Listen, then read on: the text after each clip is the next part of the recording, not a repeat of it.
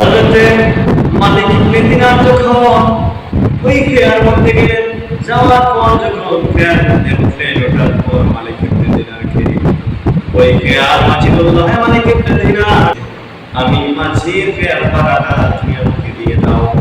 মালিক ইবনে দিনার বলেন, হে মাঝি, আমার কাছে একটা পয়সা নেই, আমি তোমাকে কিভাবে টাকা দিব? মালিক ইবনে দিনার বলতে দেরি ওই মাঝি তার হাতের মধ্যে আঘাত করল।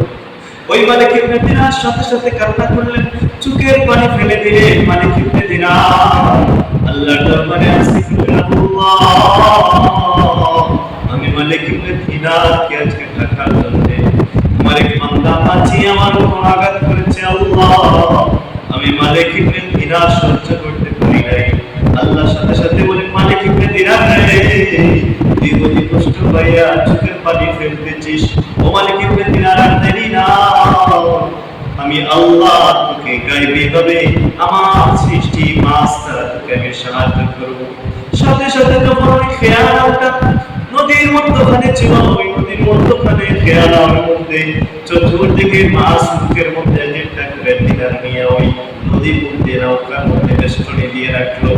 আর মালিক ইবনে দিনারের চোখের পানি ফেলে দেওয়া মাত্র ওই মালিক ইবনে দিনারকে ওই মাছ খোদা মুখের মধ্যে একটা দিনার নিয়ে হাজির হইল।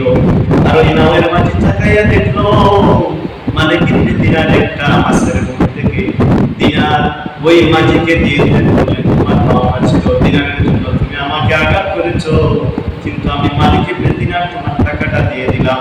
একথা বলে মালিক ইবনে দিনার সাথে সাথে নদীর উপর দিয়া মালিক ইবনে দিনার হেঁটে হেঁটে যাচ্ছে।